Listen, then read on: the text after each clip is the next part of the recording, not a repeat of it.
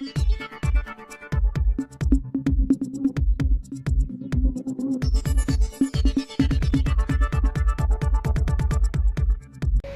तुम्ही बघा, एका बाजूला आपण नगरपालिकेच्या विकासाचं बोलतो. मी थक्क झालो, ती गोष्ट तुम्हाला सांगितली पाहिजे. बीजेपीच्या उमेदवार सौ शिल्पा खोत ह्या 7 नोव्हेंबर 2025 पर्यंत मराठा होत्या. त्या दिवशी त्या ओबीसी झाल्या.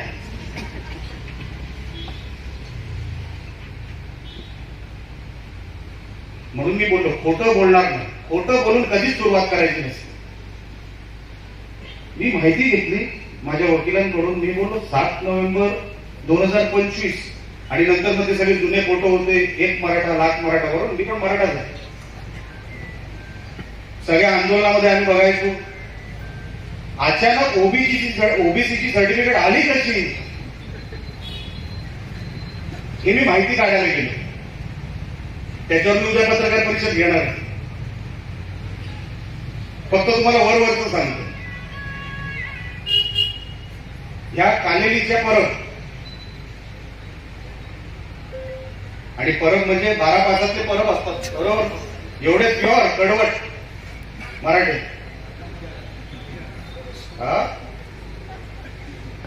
मी माहिती काढली, कालेलीचे परब वरवड्यात कधी गेले? कणकवलीच्या.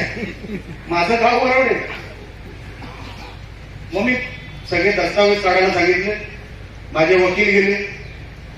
एक दिवस लिपिक नाही, एक दिवस आरो नाही, तिसऱ्या दिवशी पेपरचा ढीग मिळत नाही, चौथ्या दिवशी मोदी लिपीचा पत्र मिळत नाही, 5व्या दिवशी मोदी लिपीचा ट्रान्सलेटर भेटत नाही. मग शनिवार रविवार लागला. असे 7-8 दिवस आम्ही शोधतोय की आजोबा पणजोबा कुठे होते ओबीसी, हे तरी आम्हाला दाखवा. जरी तुम्हाला कुणबी बनायचंय तर तुम्हाला कोण होता, अपर पणजोबा होता, पणजोबा होता, आजोबा होता, तुम्हाला त्याचा उल्लेख किंवा त्याची व्हॅलिडिटी, त्याची वंशावळ दाखवली पाहिजे.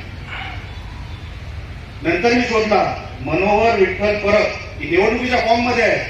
पत्रकार तुम्ही सगळ्यांनी व्हेरीफाय करा, मी वेगळं नाव घेत नाही. जे त्यांच्या इलेक्शनच्या फॉर्म मध्ये आहे तेवढंच सांगतोय. मनोहर विठ्ठल परब कोण? मी बोलतो चला माझ्या वरवडे गावात शोधायचं. मनोहर विठ्ठल परब आहेत का? इथे सापडले नाहीत. मी बोलतो कालेलीत आहेत का? कालेलीत सापडले नाहीत. मी बोलतो सिंधुदुर्गात आहेत का? सिंधुदुर्गात सापडले नाहीत. मग मी चला राहू दे, सुट्टीवर असतील, काय गेले असतील, काय हरकत नाही. मग नंतर मोदी लिपी टू मराठी ट्रान्सलेशन त्यांनी दाखला दिला, मी नाही. मी ते मोदी लिपीचं डॉक्युमेंट काढलं. इलेक्शन फॉर्म मध्ये मनोहर विठ्ठल परब आणि मोदी लिपीमध्ये मनोहर विठू परब. मी बोलत चला माझा मोदी लिपीचा काहीतरी ट्रान्सलेटर चुकतोय की काय. मी गव्हर्नमेंटचा पकडला. तुम्ही सांगा तो विठूच आहे, म्हणजे मधलं नाव विठू आहे. त्या वेळेला साहेब ही अशी नावं असायची. माझ्याही आजोबाचं नाव तातू, ही अशी नावं असायची. आता जेवढे सगळे डॉक्युमेंट मी जमा केले, उद्या त्याच्यावरती पत्रकारांना काही दस्तावेज दाखवल्याशिवाय विश्वास वाटणार नाही. उद्या दाखवणार तुम्हाला विथ प्रूफ. मोदी लिपी टू मराठी, कारण का तुम्ही मोदी लिपी वाचतात का नाही मला माहित नाही. मोदी लिपी टू मराठी. नंतर मी माहिती काढली की बाबा हा माणूस आहे, होता की नव्हता, एवढं फक्त मला सांगा. हा माणूसच नव्हता. मग शोधणार कुठून? पहिला दाखला दिला, मागितला, दाखवला नाही, मागितला. कुठून? कुडाळमधून. कुडाळचं प्राण बोलल्या की देणार नाही, माणूसच दाखवा, तुमचा काहीतरी व्हॅलिडिटी दाखवा, तुमचा काहीतरी प्रूफ दाखवा, वंशावळ दाखवा. मग हे गेले कणकवलीमध्ये आणि शोधून शोधून माझंच नाव शोधलं, बरोबर. त्या सगळ्या विषयांवरती उद्या पत्रकार विथ प्रूफ दाखवणार आहे तुम्हाला. जिथे खोटारड्या करण्याची सुरुवात केली ना त्याचा अंत वाईट असतो. त्याला कधीही सक्सेस मिळत नाही, कधीही यश मिळू शकत नाही, यश मिळणारच नाही. सुरुवातच खोटारी झालेली आहे. आता आम्ही पिटिशन कोर्टात टाकणार. कोर्टामध्ये टाकल्यानंतर हे सगळे पुरावे कोर्टासमोर सादर करावे लागणार.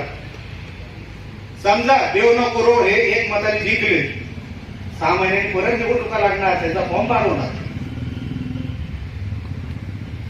आपण हे मालवण शहरावर हे संकट येऊ द्यायचं आहे का? आपल्याला हवंय काय 6 महिन्यानंतर वर्षभरात निवडणुका? आताच ठरवलं पाहिजे. खोटं बोलणारे ही लोक जे आता 1 महिन्यापूर्वी मराठी होते, आता ओबीसी अचानक झाले, त्यांनी सगळी व्हॅलिडिटी खोटी दिली आहे. अशा व्यवस्थेमध्ये आपण कोणाला निवडून द्यायचं? का निवडून द्यायचं? अहो तो शहराचा महापौर असतो, शहराचा बॉस असतो, सगळ्या किल्ल्या तिजोरीची सगळी किल्ली त्यांच्याकडे. उद्या या खोटारडेपणाचा जर तिकडे इम्पॅक्ट झाला, नगरपालिका गेली डब्यात, मग वाचू शकणार नाही आपण. मग तुम्हाला सांगतो अजिबात वाचू शकणार नाही. ते बाकीचे सगळं जे काय पुरावे मी उद्या सांगेनच, पत्रकार परिषद घेऊन सांगणार आहे. पण लक्षात घ्या, हा प्रचार हा घराघरात झाला पाहिजे की भारतीय जनता पक्षाने जो उमेदवार दिलाय त्याचं जात प्रमाणपत्र हे खोटं आहे. हे मी 100% तुम्हाला आज मी या व्यासपीठावर सांगतो. कशाला करायचं खोटं? तुमच्याकडे उमेदवार नव्हता, मी दिला असतो, मी दिला असतो. पण खोटं काम, लोकांना खोटं बोलू नका, हे बरोबर नाही. लोक कधी माफ करणार नाही.